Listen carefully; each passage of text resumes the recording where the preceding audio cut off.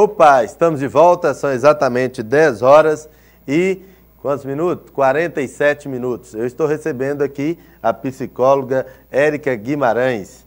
Bom dia a todos, É um prazer estar aqui, Felipe. O prazer é todo nosso em recebê-la. Nós vamos falar sobre o Dia do Autismo, que foi ontem, dia 2 de abril, Dia Mundial do Autismo.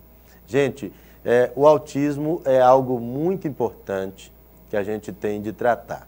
Doutora, eu gosto de tratar no programa das coisas com mais simplicidade. Eu gosto de pensar de que nem todo mundo sabe o que é. Então, assim, para a gente deixar bem claro para todo mundo o que é, de fato, o autismo e o que esse autismo pode causar numa pessoa que tem aí isso. É uma síndrome, o que é? Na verdade, Felipe, o autismo, ele não é uma doença. O autismo, ele é um transtorno neurofuncional do desenvolvimento, né?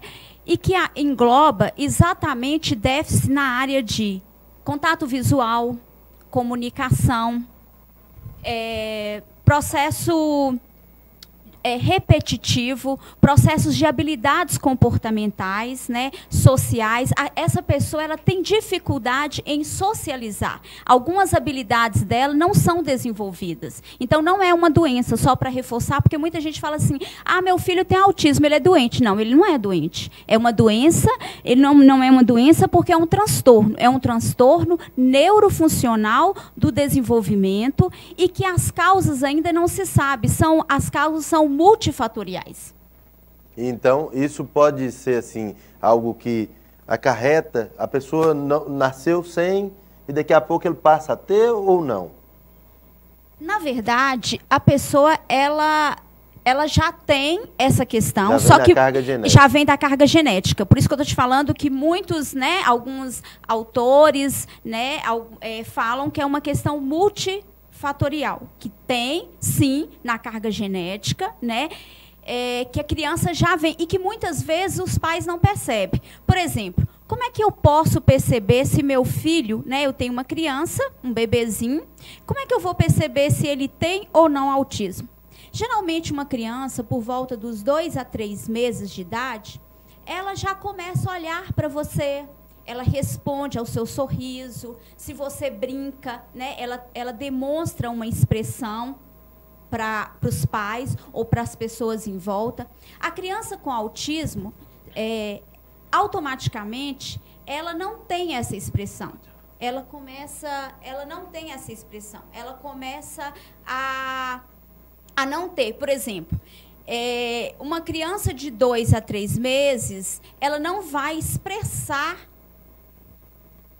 igual uma criança com autismo, ela não vai expressar. Então, assim, é importante, por volta dos 6 meses ali, que os pais começam a observar. O diagnóstico, Felipe, ele é feito até os 3 anos de idade. Antes disso, muitas vezes, pode ser confundido apenas com o atraso do desenvolvimento global. Né, porque o que os pais mais levam para o consultório é porque eles chegam e falam assim, doutora, eu percebi que o meu filho, ele não está falando. Então, a linguagem, muitas vezes, é o ponto predominante que os pais observam na criança para estar procurando essa ajuda. Mas eu gostaria de enfatizar que eles não devem somente à questão da linguagem. É importante também observar como é que essa criança me olha. Quando ela está mamando, que eu coloco essa criança no peito, ela olha para mim, qual que é o reflexo dessa criança? Quando eu brinco, ela responde à expressão de afeto, de carinho, ela começa a balbuciar, ela dá um sorriso. Como é que é feito isso? Então, isso é importante, é um dos passos importantes que os pais devem observar na criança. Isso, porque eu ia até te perguntar pelo o fato do seguinte, às vezes tem um menino que ele brinca, ele te responde a tudo, ele te abraça, ele não tem problema nenhum nesse sentido de relacionamento. Mas ele demora a falar, ele ainda não fala, ele já tem uns 2 anos e não fala tudo ainda formado. Isso não significa que esse menino tem autismo só por conta da questão da fala, não é isso? tem toda uma outra situação que deve ser observada, né? Não precisa o pai ficar desesperado. Meu filho tem autismo porque ele não fala todas as palavras. Sim, o pai ele não deve ficar desesperado nesse sentido. O importante, Felipe, é ir observando, porque o protocolo, né, do diagnóstico, ele é feito juntamente com o neuro, né, um neuropediatra e o psicólogo, numa avaliação, e tem que ir observando, porque, na verdade, tem um conjunto de critérios para que esse diagnóstico seja feito. Como você falou, se ele socializa bem, se ele responde, né, de forma a questão da socialização, se ele é uma criança que ele brinca, se eu chamo ele vem, ele é afetuoso, e somente um atraso de fala nem sempre significa, pode ser somente uma apraxia de fala, o qual também deve ser avaliado por um profissional. Isso. Olha, gente, é um tema importante, porque isso vai refletir na vida inteira aí da criança e que pode ser tratado, pode dar uma condição melhor de vida, né, doutora? Quando é descoberto e quando é tratado, às vezes a pessoa vai socializar melhor, vai ter uma vida mais normal quando já adulto, ou não, a pessoa vai ficar condicionada a ter sempre aquela dificuldade, aquela limitação de relacionamentos. Não, de maneira nenhuma. Quando uma criança ela é diagnosticada muito cedo, inclusive eu gostaria de salientar o seguinte, Felipe, nos Estados Unidos, as crianças geralmente elas são diagnosticadas com 1 ano, 1 ano e meio. Aqui no Brasil é um pouquinho mais demorado. Mas, graças a Deus, né, hoje as pessoas estão percebendo isso mais cedo, estão levando os filhos mais cedo para o consultório e estão tendo uma resposta maior. Igual você disse, ele vai ficar condicionado? Não. Quando eu recebo uma criança no consultório, automaticamente, o que eu vou fazer? Eu vou fazer uma anamnese com os pais, eu vou compreender qual que é a perspectiva, a história pregressa daquela criança, né? E dentro dessa história pregressa, da avaliação, depois eu vou fazer uma avaliação individual com essa criança e vou observar clinicamente além de alguns instrumentos que são utilizados para essa avaliação, para compreender se realmente essa criança tem ou não autismo. Depois de detectado o autismo, o que acontece? É montado um programa de estimulação. Quando eu descubro que essa criança, né, mais cedo, ela tem autismo, o que eu vou fazer? O programa, ele vai exatamente estimular a criança naquelas áreas de deficiência que ela tem, né?